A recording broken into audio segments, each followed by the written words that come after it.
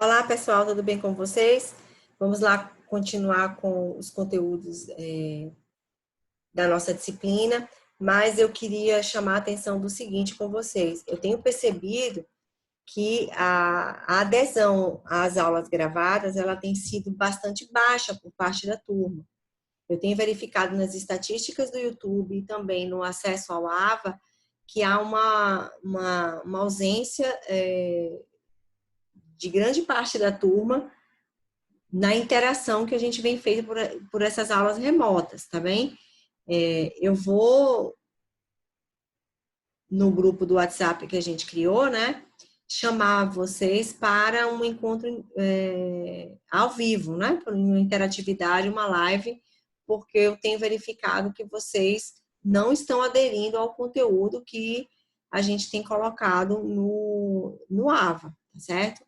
Então, eu peço que vocês tomem cuidado em relação a esse conteúdo, porque esse conteúdo depois ele se acumula e vai ficar difícil para vocês estarem participando e também realizar as atividades que a gente solicita para vocês, tá certo? Então, bora lá. Na aula de hoje, nós vamos estudar o que é pessoa natural, tá? Nós vamos continuar com aquele escopo que a gente viu, né? Lá do marco inicial do momento da vida. A gente estudou o artigo 2º do Código Civil e vamos avançar no que é a pessoa natural hoje. Tá? Então, o que é uma pessoa natural? Uma pessoa natural é um ente provido de estrutura biopsicológica, ou seja, é um indivíduo composto por essas três estruturas aqui: corpo, alma e intelecto, que é esse que vocês visualizam aqui, né? Ou seja, é o ser humano na sua dimensão individual e social. Isso é que é a pessoa natural. Okay?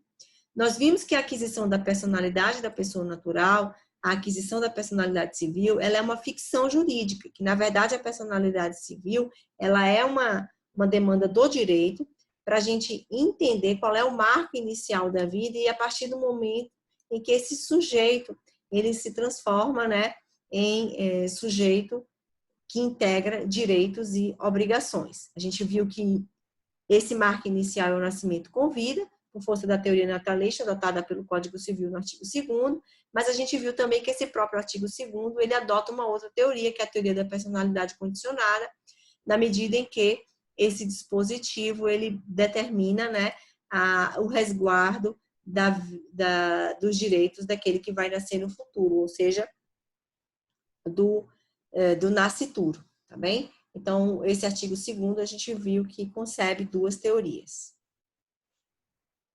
Eu não vou repetir isso, depois vocês leem nesse slide aqui.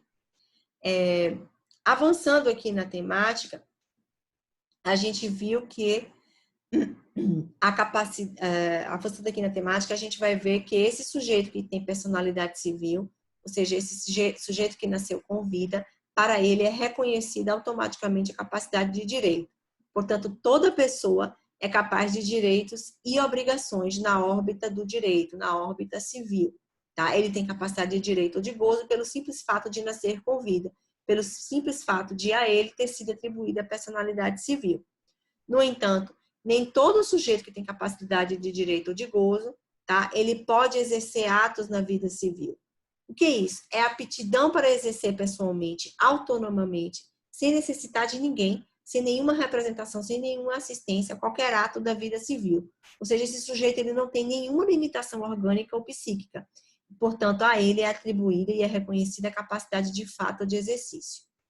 Existe uma terceira palavrinha no direito que vocês vão ouvir muito, que é legitimação. Essa palavrinha é uma palavrinha que é utilizada muito no processo civil, que é uma capacidade específica, é uma legitimação para praticar atos, em geral, no processo civil. No direito civil, a gente fala de legitimação para a prática de determinados atos. Por um exemplo, o cônjuge só pode vender, né, o bem imóvel com autorização do outro cônjuge. É uma legitimação especial, uma capacidade específica para o contrato de compra e venda de um bem imóvel. Mas, em geral, essa palavra legitimação, ela advém do processo civil, que é uma legitimação para atuar no juízo.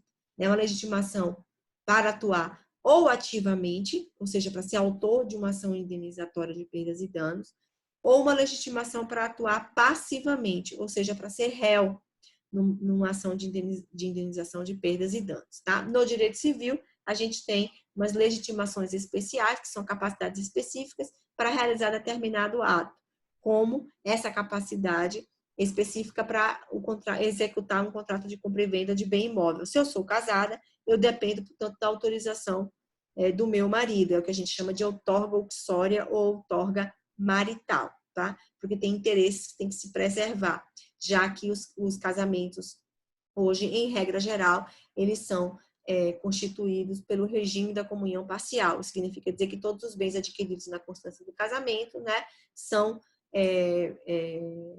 automaticamente reconhecidos que pertencem a ambos, de titularidade de ambos os cônjuges, de ambos os sujeitos dessa relação conjugal. Ok? O sujeito que reúne a capacidade de direito e a capacidade de exercício, se reconhece a ele que ele tem capacidade civil plena, ou seja, porque eu reconheci para ele tanto a capacidade de direito como a capacidade de exercício. Quem é que tem essa capacidade?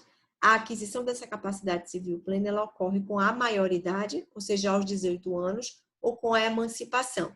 A emancipação é um ato que se confere ao menor púbere, ou seja, ao menor que tem 16 anos, mas ele ao menor que tem 16 anos, mas ele não alcançou ainda os 18 anos, ou seja, ele está na faixa etária entre os 18 e os 16 anos. É o que a gente chama de menor púbere, tá?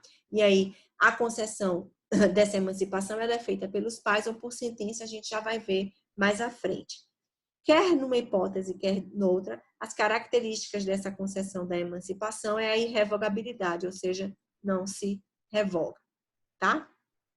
As espécies de emancipação, ela pode ser voluntária, judicial ou legal.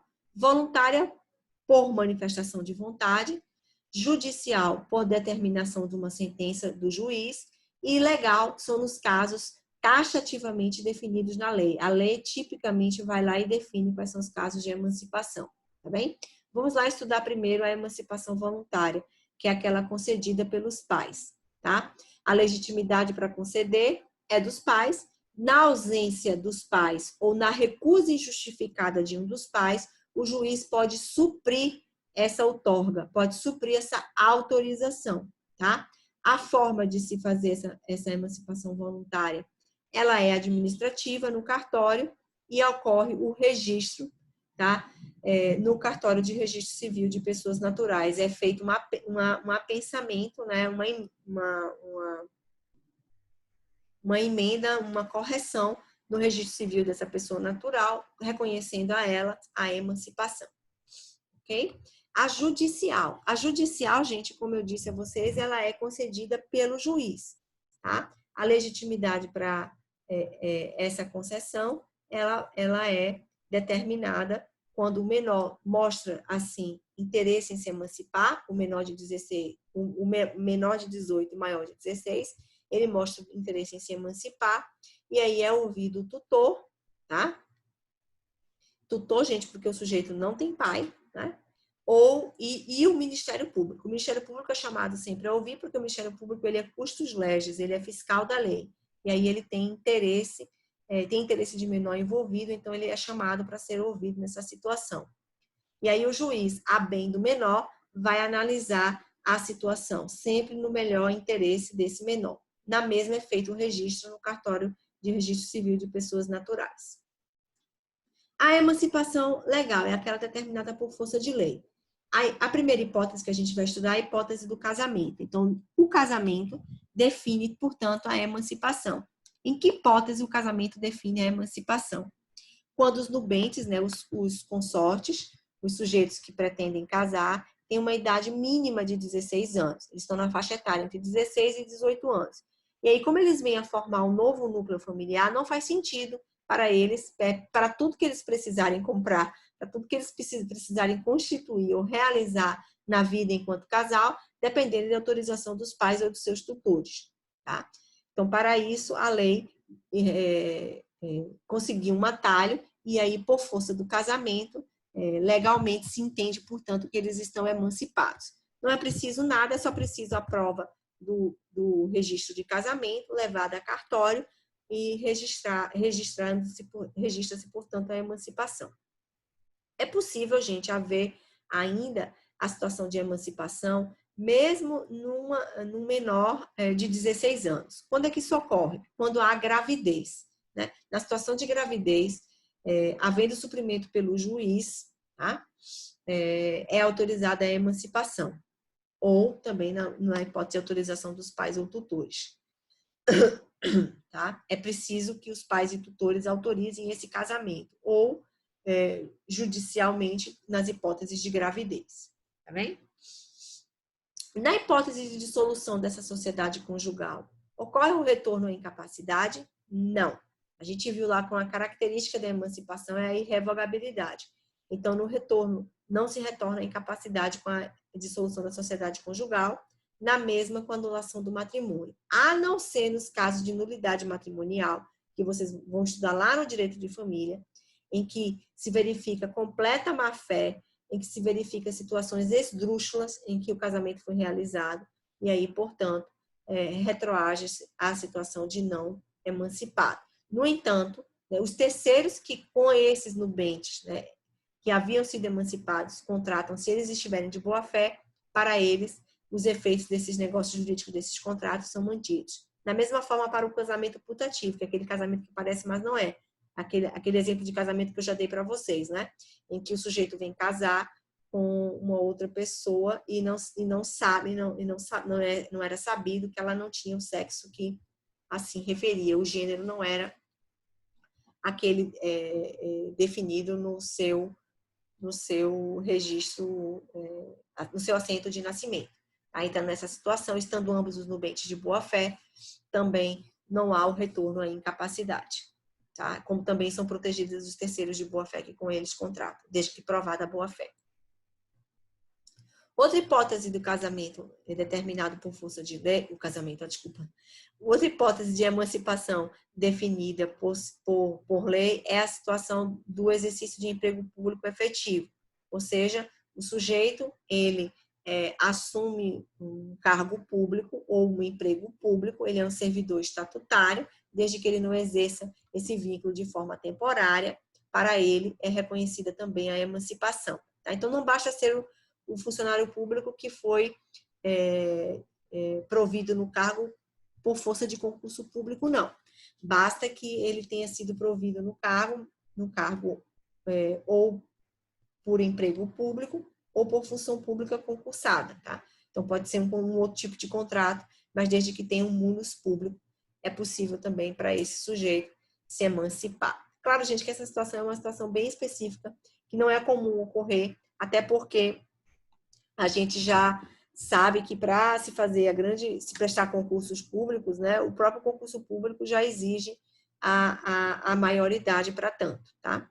Mas, na eventualidade disso ocorrer, é possível haver a emancipação no exercício de emprego público efetivo, tá? A colação de grau em curso de nível superior, ela também determina a emancipação. Basta que o sujeito, portanto, leve à prova a ata da colação de grau do cartório, e aí ele consegue a sua emancipação de forma automática, porque é uma determinação legal. Outra forma de se emancipar, porque está definida na lei, é quando o sujeito ele demonstra que tem autonomia financeira, ele tem economia própria, ele é maior de 16 anos, e aí ele demonstra que ou por ele ter uma relação de emprego, ou por ele ter constituído um estabelecimento civil ou comercial que trouxe a consequência da autonomia financeira, para esse sujeito também é reconhecida a emancipação de forma legal.